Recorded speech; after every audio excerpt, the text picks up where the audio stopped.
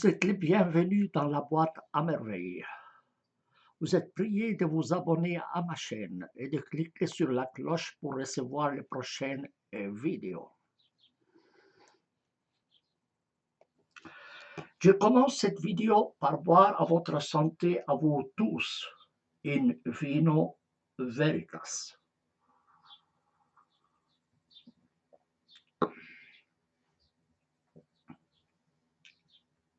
Je reviens vers vous dans le cadre de ma série sur les erreurs linguistiques du Coran. J'entends par erreur linguistique les erreurs en rapport avec la langue du Coran, par opposition aux erreurs géographiques, scientifiques, historiques ou autres. J'ai signalé dans une précédente vidéo qu'il existe 11 catégories d'erreurs linguistiques. J'ai déjà parlé de 8 catégories. Aujourd'hui, je vous parlerai de la 9e catégorie, à savoir les lacunes du Coran.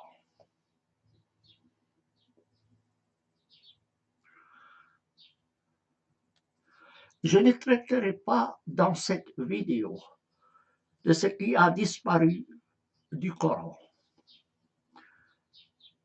sujet auquel j'ai déjà consacré une vidéo intitulée « Altération du Coran » en m'appuyant sur des sources sunnites et chiites. Ce qui m'intéresse ici, ce sont les lacunes à l'intérieur des versets. Ces lacunes peuvent être le résultat d'une compilation défectueuse du texte du Coran ou de la détérioration des manuscrits du Coran par l'humidité et les vers, comme ça arrive avec beaucoup de manuscrits anciens,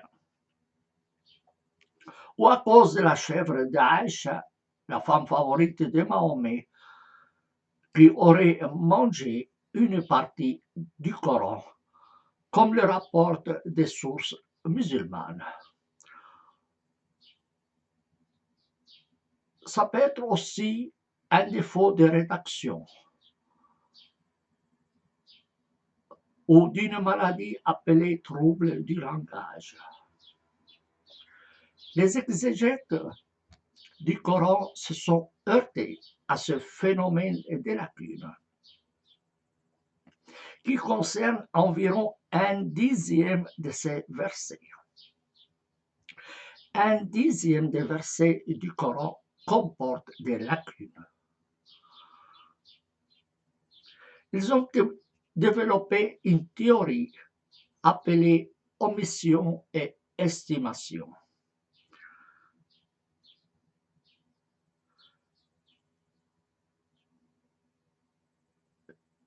Omission, il s'agit de parties manquantes des versets. Et estimation, c'est les ajouts que l'on a apportés au verset pour qu'ils deviennent compréhensibles.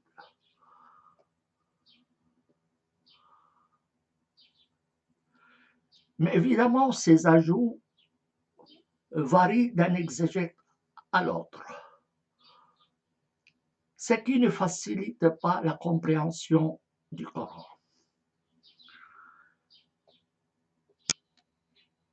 Mon travail n'est pas d'inventer quelque chose de nouveau, mais de nommer les choses par leur nom, en fonction des sources islamiques que je mentionnerai dans cette vidéo. Pour eux, il s'agit d'un phénomène que l'on appelait omission ou lacune, mais sans jamais porter un jugement sur le texte coranique. Évidemment, s'il le faisait,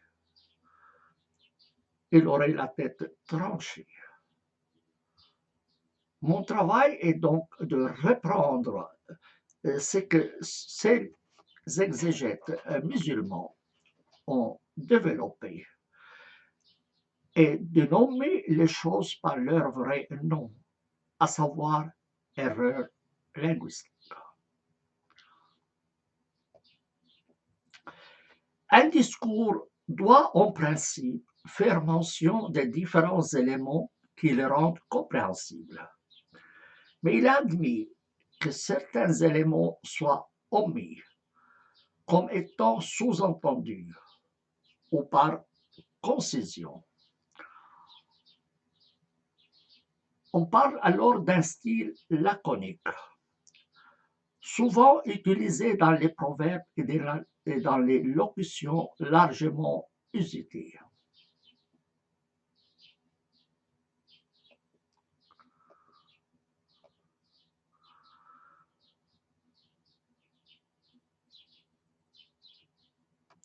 L'ajout d'éléments considérés comme superflus, chargeant le discours, peut constituer un défaut stylistique.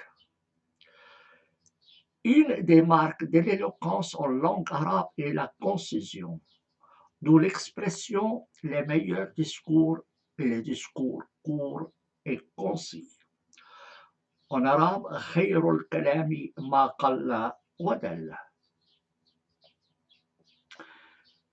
Les légistes arabes ont développé toute une théorie autour de ce sujet, couvrant 5 figures rhétoriques.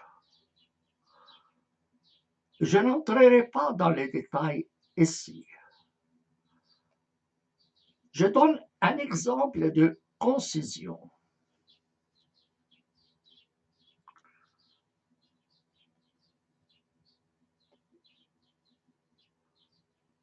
Je vais vous transférer à l'écran pour que vous puissiez contrôler ce que je vais vous dire. Un verset dit: Nous avons révélé à Moïse lorsque ces gens lui demandèrent de les abreuver. Frappe la pierre avec ton bâton. Et il en a jailli alors 12 sources. Je répète la phrase: frappe la pierre avec ton bâton. Et il en a jailli alors 12 sources. La partie manquante est la suivante. Il l'a frappé, la pierre, et il en a jailli alors 12 sources.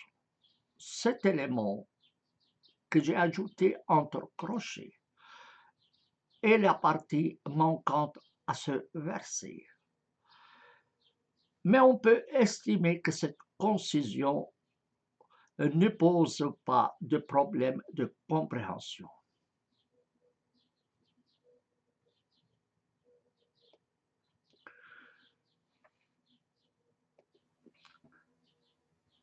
Si donc on peut admettre des omissions dans un but de brièveté, certaines omissions constituent des erreurs linguistiques lorsque le sens du discours devient ambigu, prêtant à des interprétations contradictoires et conduisant à un malentendu.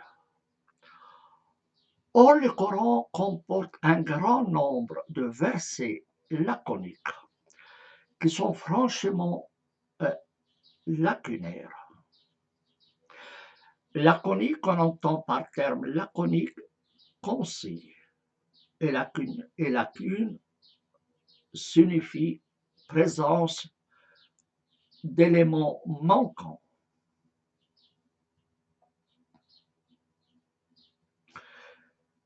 Il m'a apparu dans mes 3 traductions du Coran, en français, en anglais et en italien. Et il a apparu à un certain nombre d'autres traducteurs, même musulmans, que certains versets sont incomplets Certains, j'entends un dixième des versets du Coran. Donc, certains versets sont incomplets, ce qui rend leur compréhension difficile, sans l'ajout de mots au texte à la discrétion des commentateurs. Chaque exégète ajoute des termes pour rendre le verset compréhensible.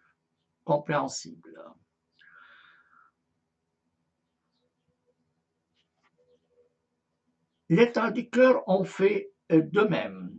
Ils ont ajouté entre crochets des termes, voire une phrase complète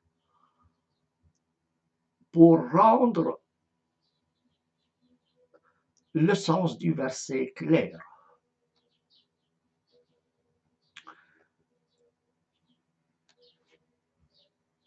Moi-même, j'ai introduit dans le texte arabe du Coran de tels crochets. Et dans les notes de bas de page, j'ai ajouté les éléments manquants. J'ai mentionné les éléments manquants dans les notes de bas de page. Je n'ai pas le droit d'ajouter des termes au texte coranique officiel. Mais dans les traductions, j'ai fait mention de ces ajouts entre crochets pour que le lecteur puisse comprendre le sens de ces versets lacunaires.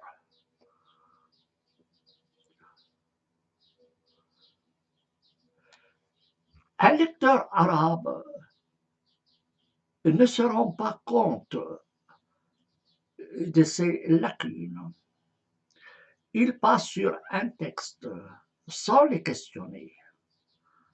Parce que dans sa croyance, ce texte provient de Dieu. Il est donc inutile de se poser des questions. Et si jamais il ne comprend pas un texte, il attribue cela à son incapacité personnelle et non pas à un défaut du Coran.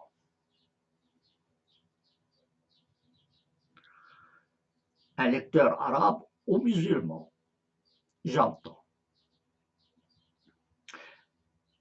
Lorsqu'il lit un texte du Coran en arabe, il passe dessus sans se poser des questions.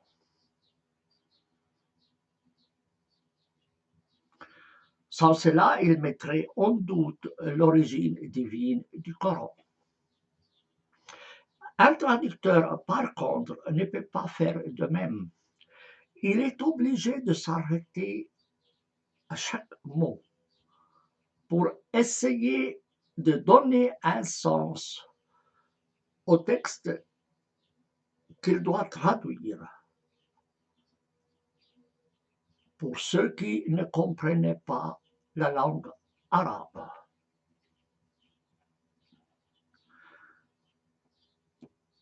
Donc il y a une différence entre un lecteur normal, habituel du Coran et un traducteur. Le traducteur doit scruter le sens des versets. Il doit se référer à des exégèses et à d'autres traducteurs pour voir ce qu'ils ont fait avec des versets problématiques. Et mon édition arabe du Coran et le texte arabe du Coran qui accompagne mes traductions du Coran sont les seuls textes qui comportent des crochets pour indiquer les lacunes des versets. Ceci devrait se faire avec chaque manuscrit ancien lorsqu'on l'édite. L'éditeur d'un ancien manuscrit fait usage de ces crochets carrés pour signaler au lecteur que ce passage pose des problèmes. Mais ceci n'a pas été fait pour le texte arabe du Coran. Par contre, si vous allez dans les traductions du Coran, vous allez trouver un grand nombre de crochets et des termes ajoutés entre crochets, sans quoi le verset devient incompréhensible.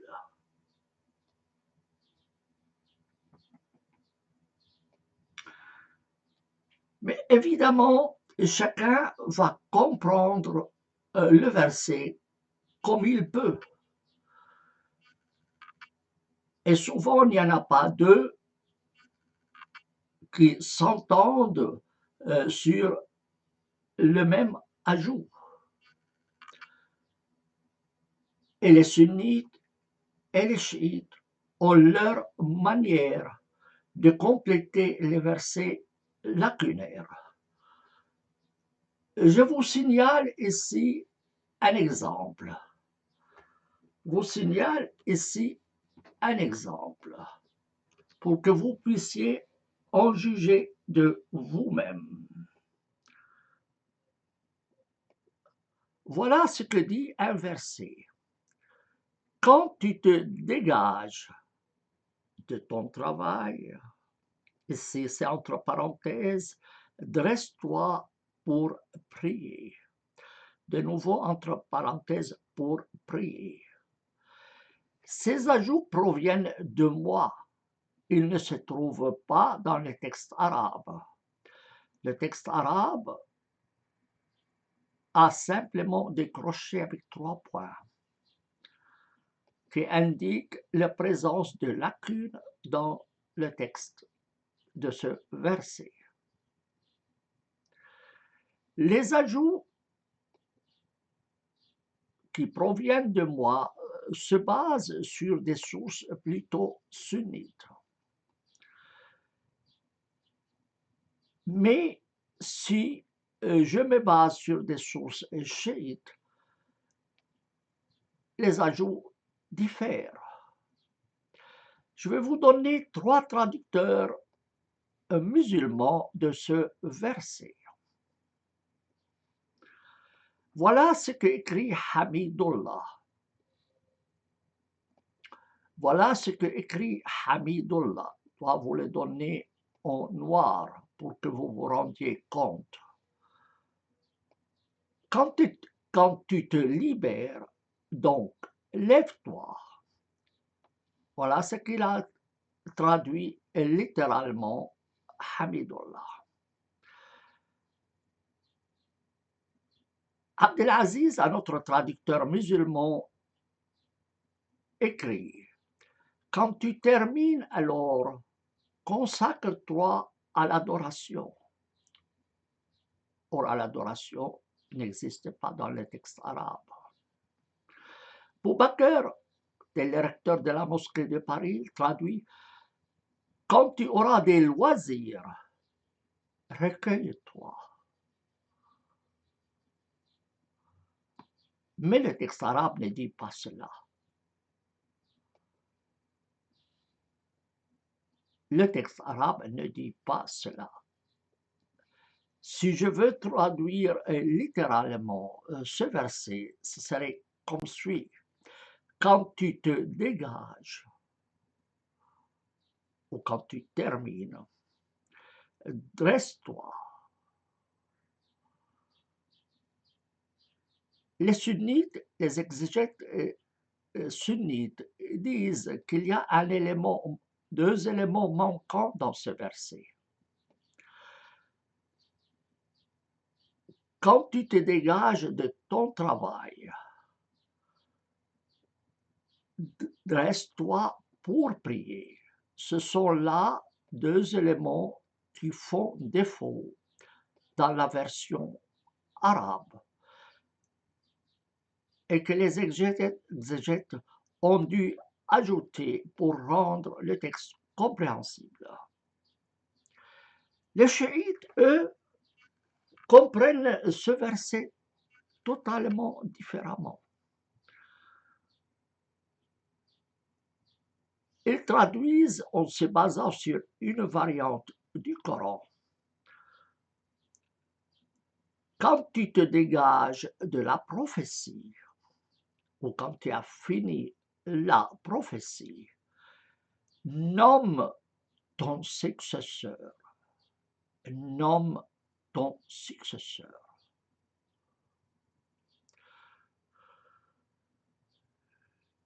De toute évidence, il s'agit là d'une interprétation visant à légitimer l'imamat du calife Ali. Donc, les sunnites et les chiites vont compléter les lacunes, chacun à sa manière.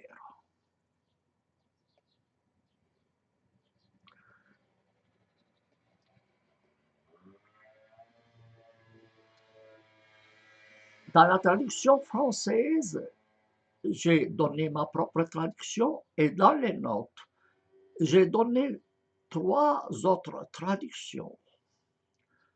Et ainsi, les lecteurs peuvent se rendre compte des problèmes que pose ce verset.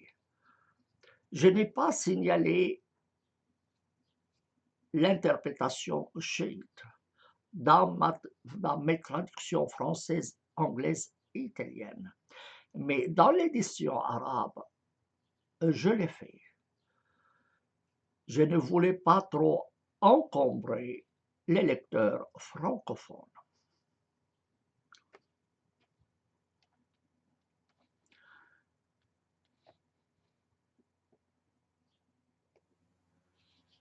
Il y a un phénomène étrange dans le Coran. Beaucoup de ces versets commencent par une particule, id, ou bien wa'id, id, ou bien wa'id.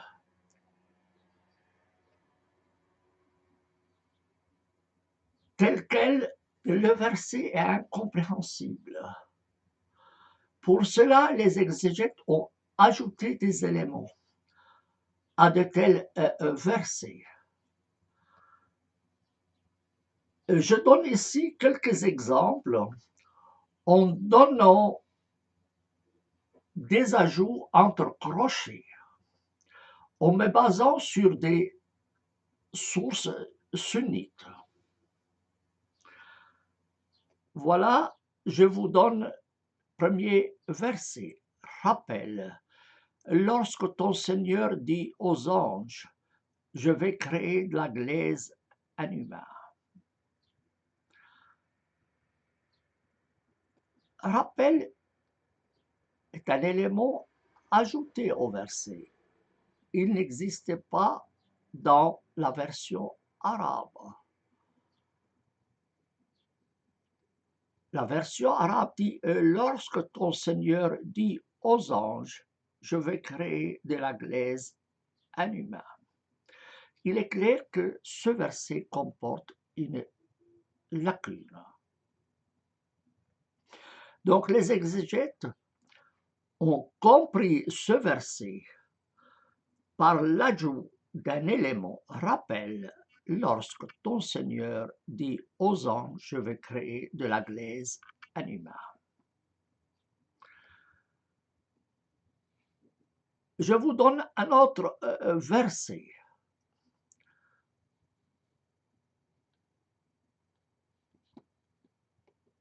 Je vais passer peut-être à la forme page pour que ça soit plus clair pour vous.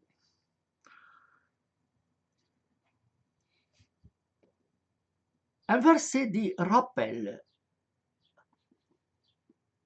Donc, le verset que je viens de vous lire, l'autre verset, rappelez-vous. C'est un ajout au verset. Il ne figure pas dans les textes arabes. Rappelez-vous quand nous vous avons sauvé des gens de Pharaon, qui vous infligeaient le pire châtiment, tuant vos fils et laissant vivre vos femmes. En arabe, j'ai ajouté ces signes, les crochets avec 3 points de suspension, pour indiquer qu'il y a une lacune. Et dans les notes, j'ai complété le verset en question en me basant sur des sources musulmanes notoires. Voilà donc un élément qui a été ajouté par les exégètes pour rendre le verset compréhensible. Rappelez-vous quand nous vous avons sauvé des gens de Pharaon. Un autre verset rappelle lorsqu'il leur fut dit, habitez cette cité, mangez-en où vous voulez. De nouveau, le mot rappel ne figure pas dans le texte arabe. C'est un ajout des exégètes.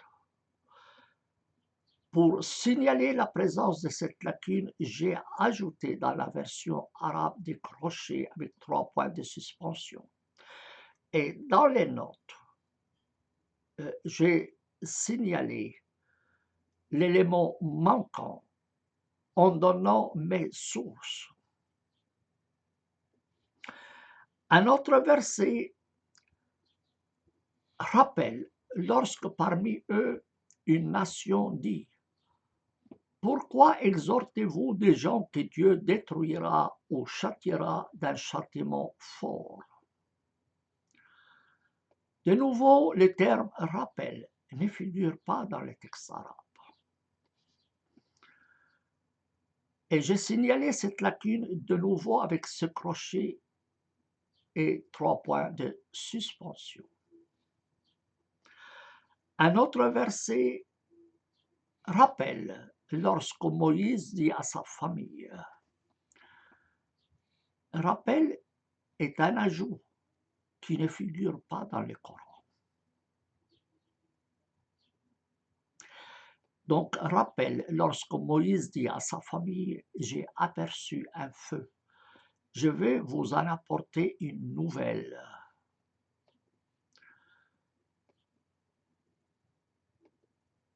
J'ai aperçu un feu, je vais vous en apporter une nouvelle, ou bien je vous apporterai un tison allumé. Peut-être vous réchaufferez vous.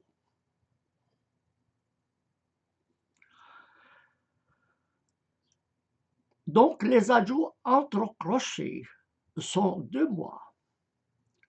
Ils s'inspirent d'autres versets dans lesquels une telle particule est utilisée, mais dans des versets complets. Je vous cite ici un exemple. Rappelez-vous lorsqu'il vous a fait des successeurs après Ad. Id est précédé par un verbe, wadhkuru. En arabe, wadhkuru إذ جعلكم خلفاء من بعد عاد. Rappelez-vous lorsqu'il vous a fait des successeurs après Ad.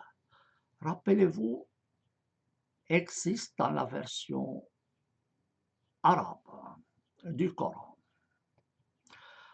Un autre exemple, rappelle dans le livre Wadhkur fil kitabi, rappelle dans le livre Marie lorsqu'elle s'isola de ses gens dans un endroit oriental.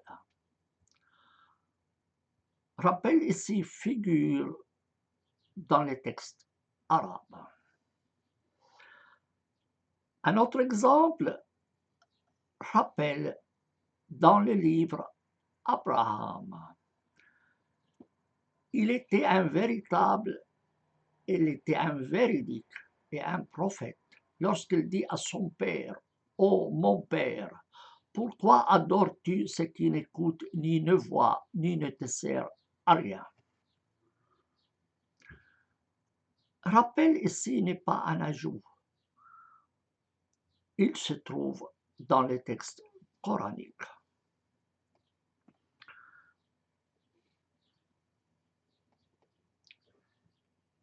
Un autre exemple,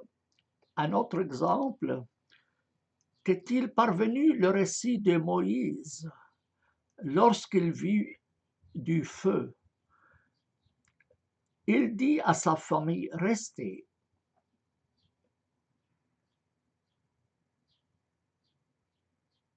Il dit à sa famille, restez, j'ai aperçu un feu. Peut-être vous en apporterai-je un tison ou trouverai-je près du feu une direction. Donc il est précédé d'un élément qui rend compréhensible le reste du verset.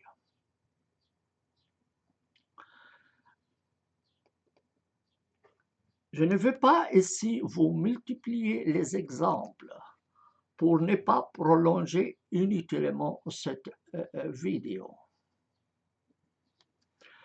Un autre phénomène est l'omission de l'apodose.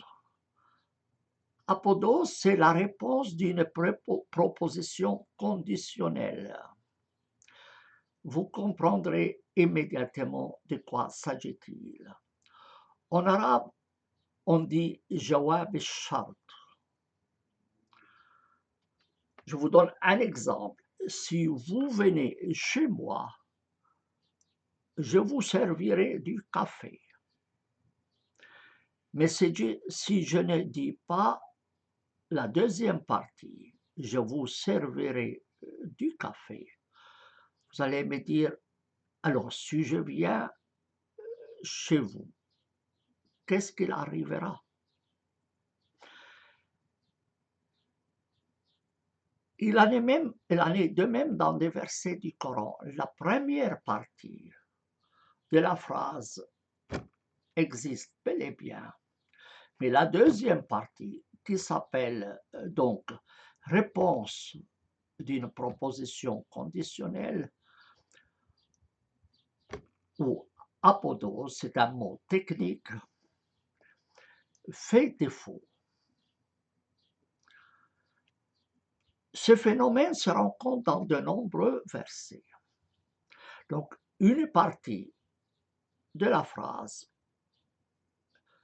figure dans le Coran, mais la deuxième partie fait défaut. Et pour comprendre de tels versets, il fallait bien ajouter des éléments. Je donne ici quelques exemples avec mes ajouts à moi.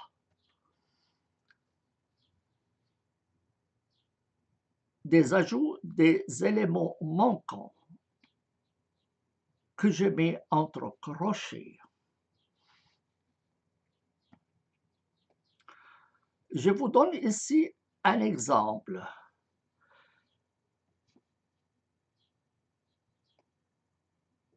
Est-ce que celui qui est dévoué à des moments de la nuit, prosterné et debout, se prémunissant contre la vie dernière et espérant la miséricorde de son Seigneur? Et après, silence. Il n'y a plus rien. Elle est où la réponse? Donc, les exégètes ont ajouté des éléments à ce verset pour qu'il devienne compréhensible. Je vais vous lire ce qui a été ajouté, aussi bien dans ma traduction que chez les exégètes. Est-ce que celui qui est dévoué à des moments de la nuit, prosterné et debout, se prémunissant contre la vie dernière et espérant la miséricorde de son Seigneur, est mieux ou celui qui a mécru? Cet élément du verset fait défaut dans le Coran. Je l'ai signalé par ce crochet avec 3 points de suspension. Ceci donc manque au texte coranique en arabe. Je vous donne un autre exemple. Est-ce que celui qui se prémunit avec sa face contre le pire châtiment au jour de la résurrection? Et puis, silence.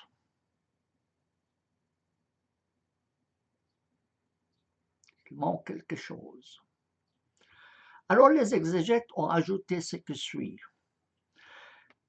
Je vous lis la phrase complète telle que complétée par les exégètes et dans ma propre traduction.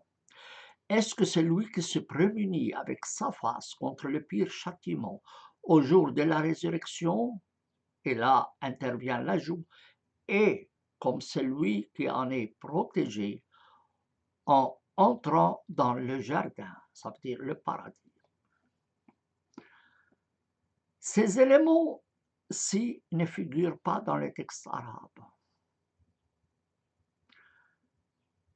Les exégètes l'ont ajouté pour le rendre compréhensible. Et je vous dis, il y a un grand nombre de versets qui ont un tel défaut. La réponse de la condition fait défaut.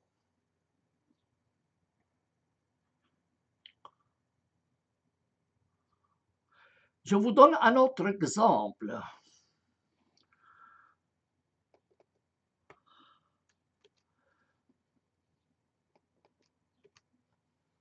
Celui qui est au-dessus de chaque âme, notant ce qu'elle a réalisé. Et puis, silence. La phrase est incomplète. Les exégètes l'ont complétée comme suit. Celui qui est au-dessus de chaque âme, notant ce qu'elle a réalisé, est-il semblable à celui qui ne l'est pas? Ces éléments-ci ne figurent pas dans les textes arabes. Ils ont été ajoutés par les exégètes. J'ai signalé cette lacune par des crochets, 2 crochets avec 3 points de suspension.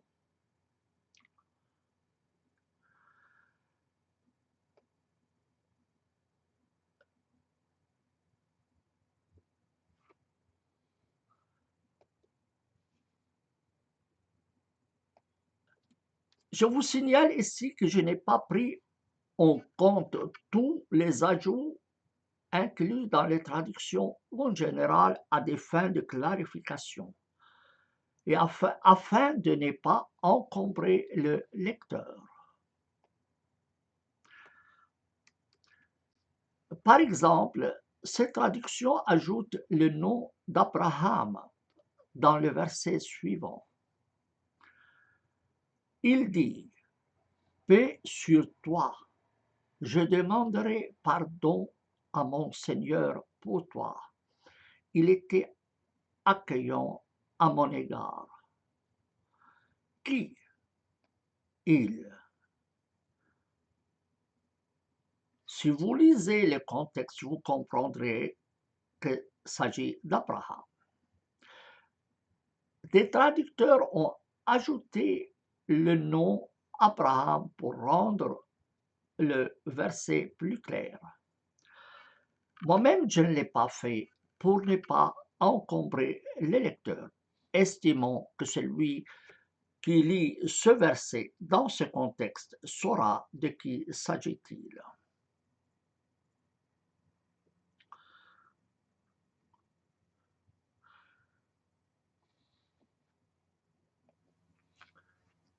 Je signale ici que la compréhension d'un certain nombre de versets incomplets est impossible sans recourir à des exégèses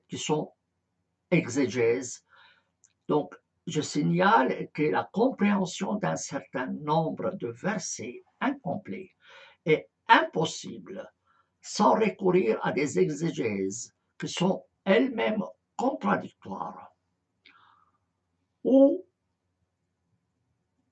sans recourir aux mythes juifs qui abondent dans ces livres.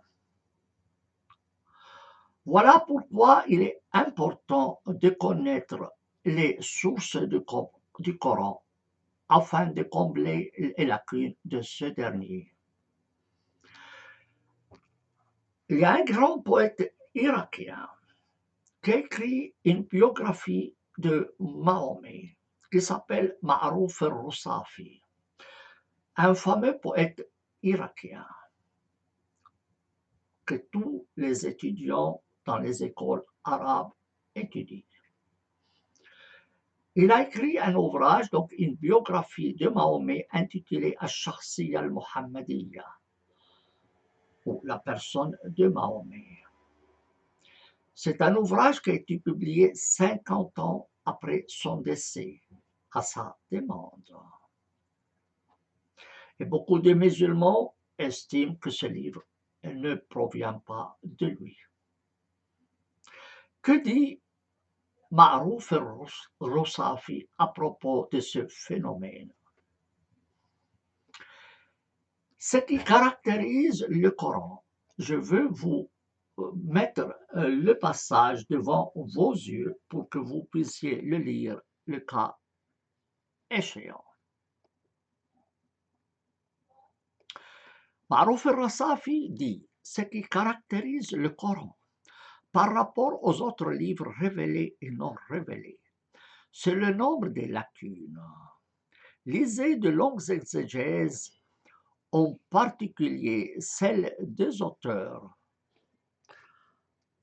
Excusez, parfois je dois corriger mon texte. Je vous donne un lien à ce texte sous cette vidéo pour que vous puissiez le lire tranquillement si vous le souhaitez.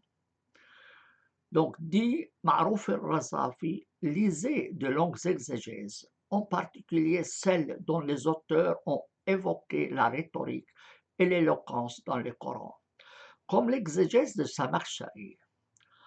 Vous découvrirez que presque chaque verset comporte des lacunes que les exégètes ont tenté de combler pour les rendre compréhensibles. Il ajoute, nous pouvons appeler à cet effet le Coran le livre des lacunes et des estimations, Kitab al-Mahadith wal-Muqaddarat. Et il ajoute, c'est comme si l'auteur du Coran nous dit, devinez ce à quoi je pense.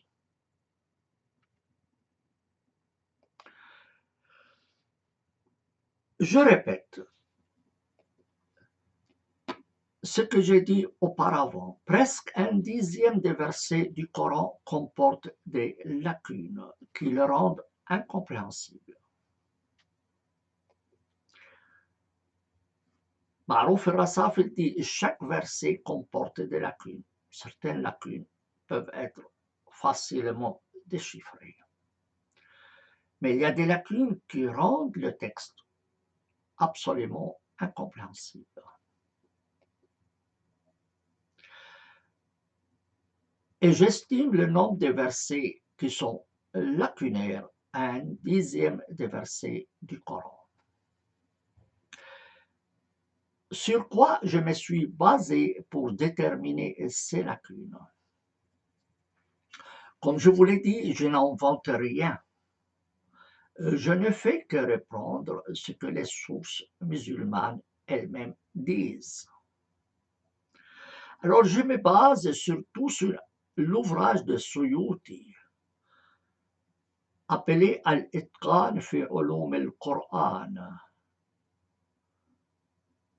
Je me réfère aussi à l'exégèse fameuse de Ben Ashur, dont le titre At-Tahrir wa Tanwir.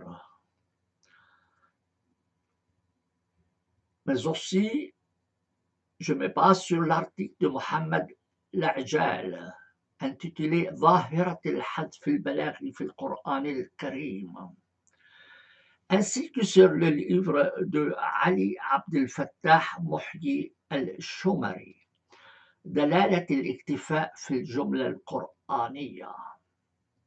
Si je vous cite ce nom, ce n'est pas pour le plaisir de vous le citer, mais pour vous dire que c'est ce que je viens de dire figure dans des sources musulmanes.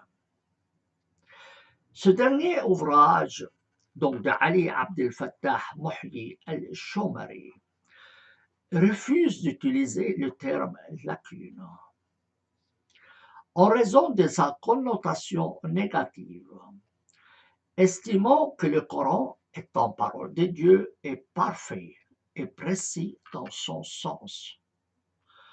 Il cite à l'appui des versets dont le suivant. Pour appuyer donc son refus, il cite des versets dont les suivants. Le faux ne l'atteint ni par devant lui, ni par derrière lui. Une descente de la part d'un sage, d'un louable. Évidemment, cet auteur ne pouvait pas dire autrement, bien qu'il donne de nombreux exemples de lacunes dans le Coran. Ce propos vise probablement à se disculper auprès de ses lecteurs musulmans. Il convient de noter ici que pour déterminer ce qui est omis, il faut comparer les versets les uns avec les autres. Il en va de même en ce qui concerne l'estimation de ces lacunes, comment les combler, c'est-à-dire l'identification de l'élément manquant dans le texte. Identification qui diffère d'un exégète à l'autre. Une telle estimation des éléments manquants porte un coup fatal à la sacralité du texte coranique qui prétend être un texte clair.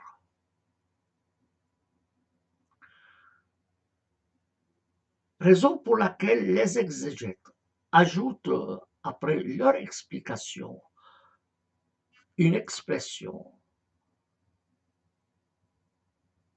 Wallahu a'lam, Dieu sait mieux. Donc ils disent voilà ce que j'estime comme nécessaire, comme ajout pour comprendre le verset. Mais il dit peut-être que je me trompe. Et Dieu sait certainement mieux que moi. Vous pouvez imaginer un président d'un pays qui fait un discours dans lequel beaucoup de lacunes se glissent. Comment voulez-vous que les gens puissent le comprendre?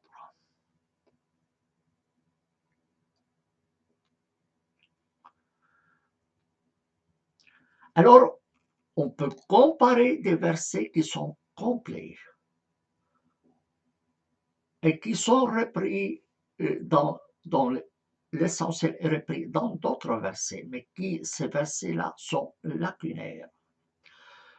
En comparant ces deux genres de versets, presque identiques, on découvre l'existence d'une lacune. Je vous donne un exemple simple.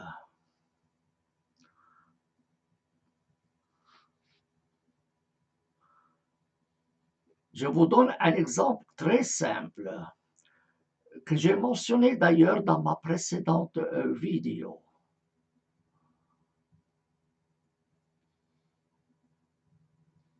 Je vais vous donner l'écran.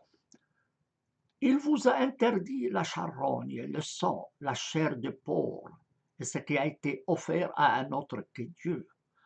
Mais quiconque est forcé et n'est ni rebelle ni transgresseur, puis silence. Dieu est pardonneur très miséricordieux. Les exégètes ont dit là, il y a une lacune. Comment la compléter? Ils se sont référés à un autre verset qui est complet, qui dit presque la même chose, mais où ils ont découvert un élément complémentaire, qui est le suivant, que j'ai mis entre parenthèses, qui ne figure pas dans les textes arabes. Nul péché sur lui. Alors, je vous lis la phrase complète avec les compléments ajoutés par les exégètes. Mais quiconque est forcé et n'est ni rebelle ni transgresseur, nul péché sur lui. Prenons un verset qui est complet, un verset qui est complet mais similaire. Il vous a interdit la charogne, le sang, la chair de porc, ce qui a été offert à un autre que Dieu. Mais quiconque est forcé et n'est ni rebelle ni transgresseur, nul péché sur lui. Ici, le verset est complet, alors que le verset que je viens de vous lire n'est pas complet. Donc, en comparant les versets, ils ont découvert la lacune et essayé de combler cette lacune en se référant au verset complet. Je crois que cet exemple est assez clair pour vous.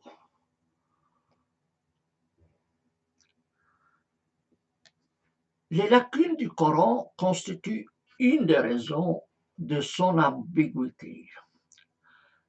Le principal et le plus important défaut linguistique du Coran. Nous en avons déjà parlé dans le premier article consacré aux erreurs du Coran. Première vidéo aussi. Donc, je vous donne toujours une vidéo avec le texte de la vidéo, que vous puissiez y revenir. Donc, j'ai consacré une vidéo et un article intitulé Erreurs linguistiques dans le Coran, première catégorie, l'ambiguïté, ou quand Dieu parle chinois.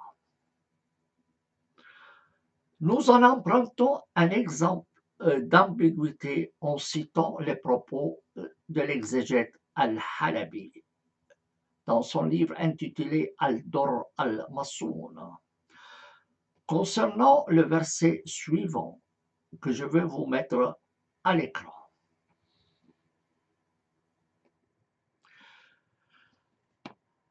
Le verset dit la chose suivante. Nous avons donné à Moïse le livre. Ne sois donc pas dans les doutes au sujet de sa rencontre.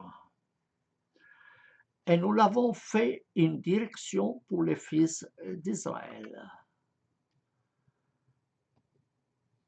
Sa rencontre, rencontre de qui?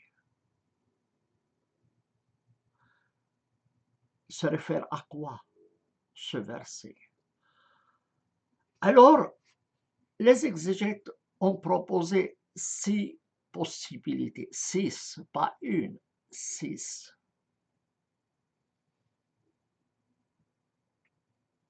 Donc ce verset est lacunaire.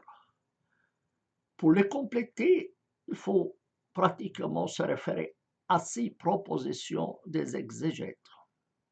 Alors que dit Halabi, citant des exégètes? Sa rencontre se référerait donc à la rencontre de Mahomet avec Moïse lorsqu'il est monté au ciel, ou à la rencontre de Moïse avec le livre, ça veut dire le Coran, ou la rencontre de Mahomet avec un livre similaire au livre de Moïse. ou la rencontre avec l'ange de la mort, ou le retour dont il est question dans un verset précédent, la rencontre avec le retour donc, ou la rencontre avec les difficultés de Moïse avec son peuple. Voilà donc un verset ambigu. Et un exégète musulman, pour le comprendre, propose 6 possibilités contradictoires. Je ne vais pas trop prolonger cette vidéo. Je répète, je vous donnerai les contenus de ce texte dans un lien sous cette vidéo. Vous pouvez vous y référer. Je termine ici. Je bois à votre santé de nouveau. In vino veritas. N'oubliez pas de vous abonner à ma chaîne et de cliquer sur la cloche pour recevoir les prochaines vidéos. Nous sommes à la 9e catégorie des erreurs linguistiques du Coran. Il nous manque 2 autres catégories dont je parlerai dans les prochaines vidéos. Après quoi, je compte faire un petit ouvrage en arabe, en français et en turc, puisque cette même vidéo est faite en 3 langues,